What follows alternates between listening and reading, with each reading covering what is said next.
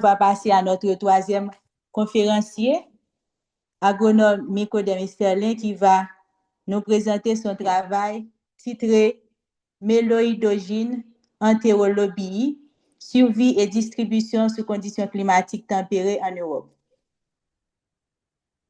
Nicodème Sterling est un agronome et spécialiste en hématologie originaire d'Haïti, établi au Canada. Passionné par l'agriculture durable, la recherche scientifique et le développement communautaire, il cumule plus de 7 années d'expérience dans la recherche agricole, l'extension rurale et la gestion des projets. Titulaire d'une maîtrise en agro et environmental et nématologie de l'Université de Grande-Belgique, obtenue avec distinction, il a mené des recherches avancées sur l'impact de la température et du changement climatique sur la survie et l'infectivité des nématodes à galles, Méloïdogyne entérolobie. Son travail inclut la modélisation statistique et la simulation de données climatiques à l'aide du logiciel R, permettant de prédire les conditions météorologiques futures jusqu'en 2085. Au cours de son parcours professionnel, Nicodème a occupé plusieurs postes clés au sein d'organisations internationales telles que Catholic Relief Services, CRS, et Projet ACOSA, où il a formé plus de 1500 agriculteurs, supervisé des essais agronomiques, coordonné des équipes de terrain et contribué à l'amélioration des pratiques agricoles dans de nombreuses communautés rurales. Cofondateur de CORESA, une initiative dédiée à la promotion de l'agriculture durable en Haïti, il a également participé à la mise en place de marchés paysans, de programmes de sécurité alimentaire et de stratégies de valorisation des produits agricoles. Nicodème possède de solides compétences en communication, en gestion de données, en vulgarisation scientifique et en résolution de problèmes. Animé par le désir d'avoir un impact positif sur la sécurité alimentaire, la santé des sols et le développement des communautés, il continue de bâtir une carrière où science, innovation et services à la population se rejoignent. Maintenant, je vais céder le micro à agronome Nicodème Sterling. Merci. Bonjour, merci Rifine pour cette belle présentation. En fait, je vais essayer d'être le plus court que possible. Et comme vous l'avez déjà fait, Rifine, je suis Nicodème Sterling. Et aujourd'hui, c'est un grand plaisir pour moi de vous présenter ce travail qu'on avait réalisé dans le cadre de mes études en Belgique et plus précisément dans le cadre de mes études sur la nématologie. Cette étude, c'est surtout, et on essaie surtout d'étudier la survie et la distribution, plus précisément de la Méloïdogyne entérolobie en conditions climatiques tempérées en Europe. Et je ne sais pas, est-ce que vous arrivez à voir mon écran? Oui. OK, parfait. OK. Comme vous le savez toutes, l'agriculture joue un rôle très important, que ce soit pour l'alimentation mondiale et également pour l'économie locale, la préservation de l'environnement, pour le bien-être de la population et de la population locale. Par contre, de nombreux facteurs biotiques ou abiotiques peuvent avoir des impacts négatifs vraiment considérables sur l'agriculture. Et parmi ces facteurs, on compte les insectes, les insectes, les rongeurs, d'autres ravageurs également. Parfois, on arrive à négliger les nématodes. Et parmi ces nématodes, on a Méloïdogyne entérolobie, qui est une nématode d'origine tropicale et subtropicale qui affecte surtout les racines des plantes et même les variétés les plus résistantes sont également affectées par ces nématodes. Mais par contre, ce qui a des impacts directs sur les rendements, que ce soit qualitativement ou quantitativement. De nos jours, avec l'avènement du changement climatique partout dans le monde, on arrive à avoir une sorte de perturbation dans les cycles de vie de ces nématodes. Certains de ces nématodes, que ce soit tropicales ou tempérées, sont déjà été interceptés en dehors de leurs habitats naturels. C'est le cas de Melodoga anthrolobi qui a été déjà intercepté au Portugal et également en Suisse. Et cette nématode a été également interceptée en Belgique via des produits agricoles en provenance des Cameroun et des États-Unis et également aux Pays-Bas via des produits agricoles en provenance de la Chine. Du coup, il est vraiment important d'étudier le comportement des nématodes face au changement climatique afin d'apporter des solutions les plus rapides que possible. Et pour cette étude, on avait établi cette hypothèse qui est, est-ce que la température peut influencer différemment la survie et l'infectiosité de Melodoga anthrolobi, ou la survie et l'infectiosité de Melodoga anthrolobi varient selon la durée d'incubation et de ces nématodes. On avait des objectifs comme évaluer la température et le temps sur la durée de vie et l'infectiosité de Melodoga anthrolobi. Et en même temps, on avait essayé de simuler des données climatiques afin de voir et dans les futurs comment va être l'accumulation de la chaleur, la durée du gel partout dans le monde. Cette étude, on avait 3 facteurs qui est nématode, température et le temps. Les nématodes étaient Melodoga anthrolobi, Melodoga enchetrodi comme témoin, Melodoga incognita comme témoin. On avait choisi un témoin qui a plus tendance à être considéré comme un nématode et adapté aux conditions tempérées, et Melodoga incognita qui est beaucoup plus adapté aux conditions tropicales. Ces nématodes ont été prélevés sur des plants déjà infectés et trouvés au niveau du centre et des formations des ILVO en Belgique. Et puis ces nématodes, les tissus végétaux ont été transférés dans un système appelé Berman Funnel dans lequel on a collecté les solutions contenant les nématodes. Puis ces nématodes et ces solutions ont été observées sous microscope afin de compter le nombre de juvéniles nématodes qu'on a pu collecter à partir de ces solutions. La suite, ces nématodes ont été injectés dans des tubes contenant du sol à raison de 100 nématodes ou 500 nématodes. 100 nématodes parce qu'on avait 2 systèmes. Dans un premier temps, on a 100 nématodes on va faire l'extraction de ces nématodes via une centrifugeuse chaque 2 semaines. Les 500 nématodes, on va les laisser dans les incubateurs jusqu'à 7 et 8 semaines. Puis, ces tubes ont été recouverts avec du parafilm afin de limiter l'évapotranspiration au niveau des incubateurs. Et puis, on avait des températures allant de 5, 12, 20, 25 degrés pendant 10 semaines. Et puis, on avait 4 répétitions. Et tout de suite après, on avait préparé le semis des plantules afin que ces plantules soient prêtes au moment même où on va extraire ces nématodes et puis pour faire l'inoculation.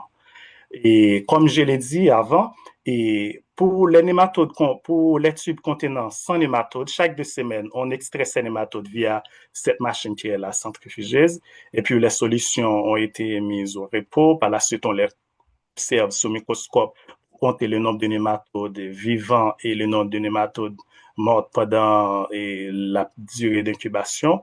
Et puis, les solutions ont été injectées au niveau des plantules afin de provoquer l'inoculation de ces plantules. Et de même, les 500 nématodes qu'on avait mis dans les incubateurs, après 7 semaines, on mélange directement la terre contenant ces nématodes avec la terre contenant les plantules, sans faire l'extraction via la centrifugeuse. Une fois ces nématodes ont été inoculés suivant les 2 principes aux plantes, après une semaine, on fait le lavage des racines en utilisant l'hypochlorite de sodium et puis on essaie de colorer ces racines avec l'acide fuchsine et puis on ajoute du glycérine et puis on observe ces racines sous microscope afin de voir si les nématodes arrivent à pénétrer à l'intérieur des racines. En passant, une plante est infectée par des nématodes si on arrive à observer des nématodes à l'intérieur de ses racines. OK. Tests de survie. Ça veut dire les survies pendant la durée d'incubation.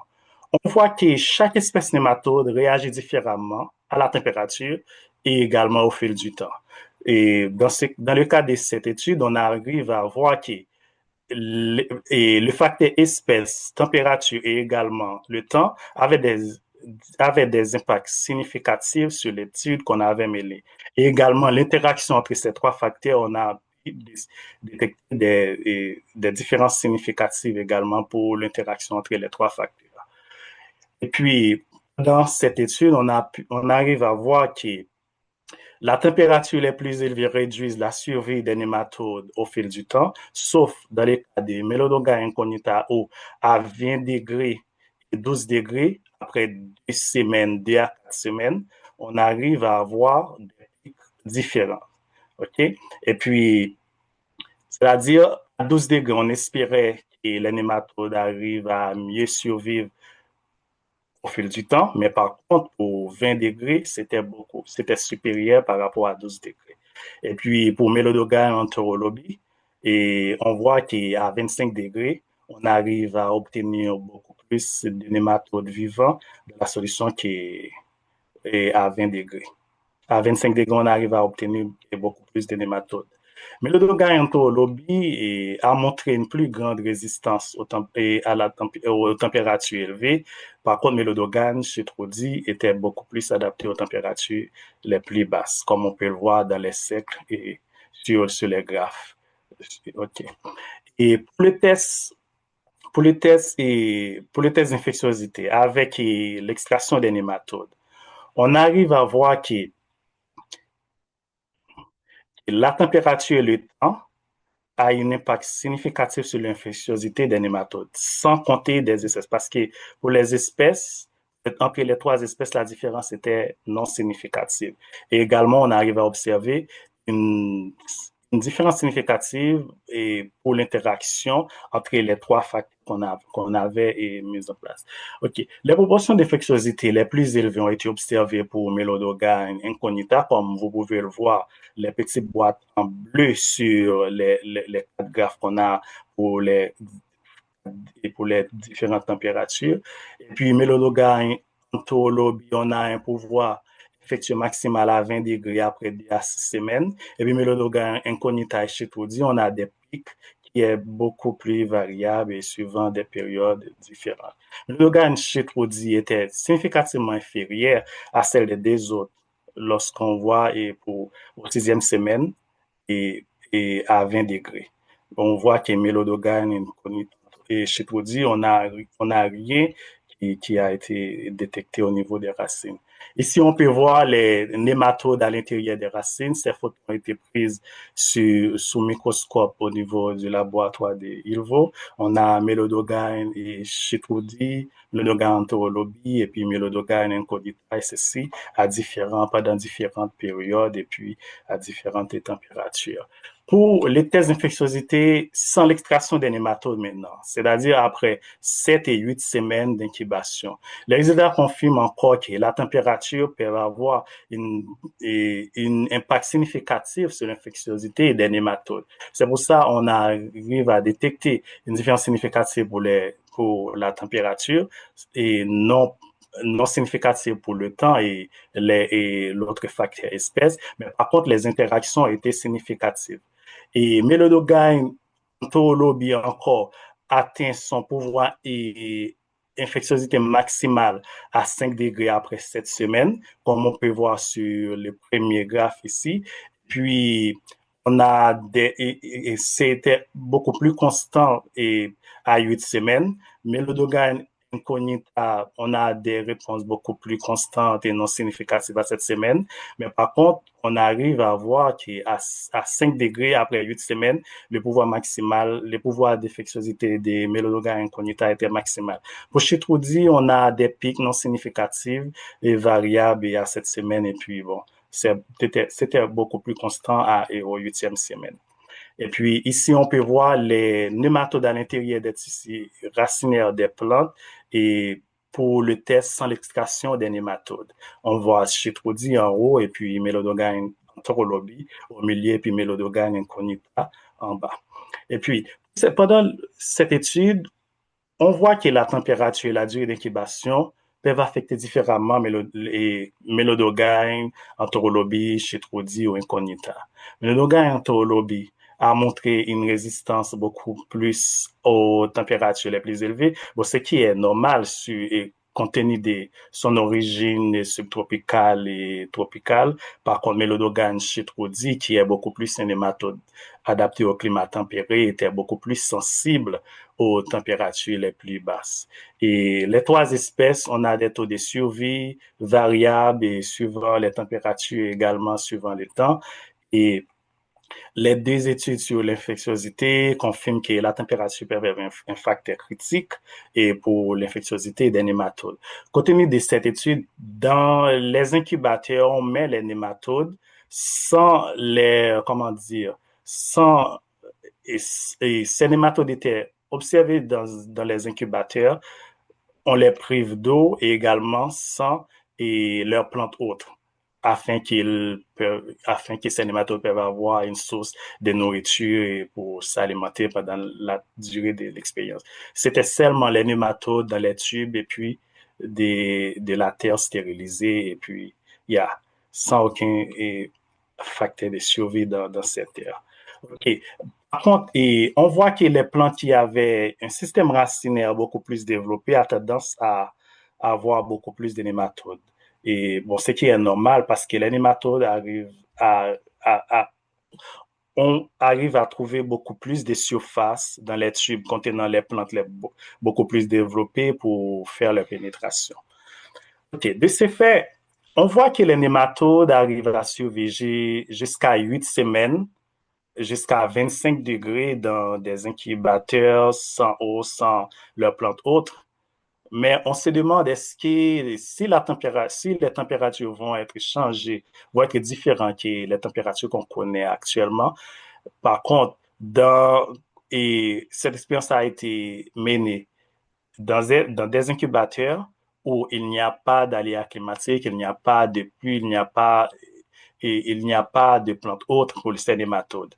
Mais par contre, ces nématodes, leurs déplacements vont être faits au niveau des champs où toutes ces conditions favorables à leur survie et à à leur reproduction seraient là pour faciliter leurs adaptations, tout ça. De ce fait, il est important de voir est-ce que les températures qui vont être changées dans le futur, comment on peut voir si toutefois la température et les conditions climatiques qu'on connaît, par exemple, pour une zone tempérée, ça va être la même dans 50 ans, dans 100 ans. Et ça.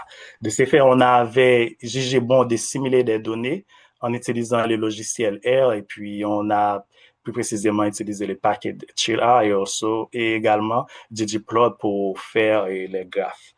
Et pour cette étude, on avait seulement fait la simulation pour deux zones en Europe, qui est en Belgique, et puis Bonn, qui est en Allemagne, comme vous pouvez le voir en rouge sur la carte.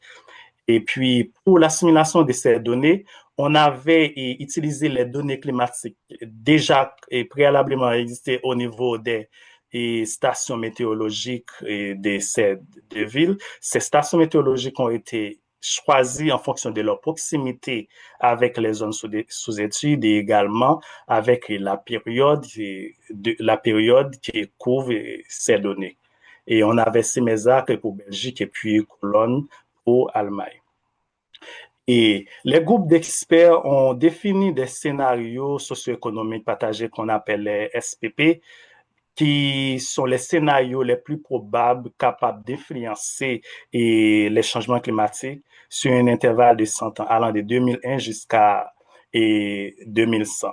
Et puis, on avait utilisé ces scénarios également pour faire les projections futures afin de voir comment va évoluer le climat à l'avenir. Et puis, on avait fait une comparaison entre les données passées et les données actuelles, et puis les données futures. Pour les données passées, on s'est fixé à 1970. Et puis, étant donné que l'étude a été menée en 2024, c'est pour ça les données présentes, c'était 2024. Et puis, les projections futures, c'était basé pour 2050. Parce que c'était 2050, on l'avait choisi compte tenu que les experts en climat demandent un intervalle de 30 ans et pour faire l'évaluation du climat. Compte tenu que les données actuelles étaient fixées au 2024, par contre, 30 ans de cela, ce sera 2054. et on s'est fixé à 2050. Par contre, 2085, on l'avait choisi parce que, disons, on devrait faire les estimations pour 2100. Mais compte tenu des variabilités que le modèle qu'on avait simulé avait donné pendant cette étude, il était préférable de prendre les 30 dernières années, c'est-à-dire allant de 1970 jusqu'à 2100. Et puis, on prend le milieu de ces années qui est 15 ans, c'est-à-dire de 1960, 2070 plus 15, ça donne 2085, et puis on a fait la simulation pour 2085 afin d'obtenir des résultats beaucoup plus proches de 2100, mais qui est plus ou moins acceptable. Et puis, pendant cette étude, on avait évalué l'accumulation de la chaleur, l'accumulation du froid et également la durée du gel pour ces périodes. Comme vous pouvez le voir, et la partie gauche de ce tableau dans lequel on voit les boîtes en bleu plus les points en bleu. Les boîtes en bleu représentent les données passées et les points en bleu représentent les données actuelles, c'est-à-dire jusqu'à 2024. Les scénarios révèlent que pour les deux sites, c'est-à-dire on a Gand qui est en haut et puis Bonn qui est en bas. Et puis on voit que l'accumulation de la chaleur ne dépasse pas 5000 GDH. GDH qui est Going Degree Hours. OK? Et on voit que ça ne dépasse pas 5000 degrés et Going Degree Hours. Mais par contre, lorsqu'on voit les SSP 5 pour 2085, on voit une nette augmentation de l'accumulation de la chaleur jusqu'à 2085. Bien que 2050 soit supérieur à 2080, aux données passées et présentes, mais par contre, la plus significative était 2085.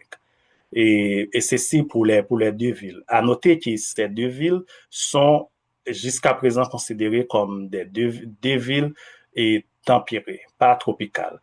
On voit que les going degrés pour ces deux villes, c'est-à-dire on peut espérer jusqu'à 20 000 going degree hours par année. Par contre, pour l'accumulation du froid, et les scénarios passés encore à gauche du tableau et à gauche de la figure, on peut voir qu'on a jusqu'à 100 CP. CP, c'est chill portion, c'est-à-dire la portion du froid qu'on arrive à collecter pendant toute la période ne dépasse pas 100 chill portion. Mais ça reste beaucoup plus constant pour les données futures, que ce soit 2050 ou 2085 pour les deux villes. Et ce que je viens de dire, on voit que pour l'accumulation du gel, on voit que les scénarios passés, OK, on voit que pour les scénarios passés et les scénarios futurs, on voit une nette différence. Bon, ce qui est normal, compte tenu que la chaleur va augmenter. Par contre, l'accumulation du froid reste plus ou moins constante. C'est sûr que la durée du gel va être, va être moindre pour les deux villes. On peut espérer jusqu'à 500 heures du gel par an. On connaît des zones actuellement qui ont un hiver vraiment long et jusqu'à 6 mois dans certaines régions du monde. Mais par contre, en espérant que pour Gand et Bonn, et jusqu'à 500 heures et du gel, c'est-à-dire ces zones, je me demande est-ce qu'en 2085 ou en 2050, on peut continuer à considérer ces zones comme étant des zones tempérées.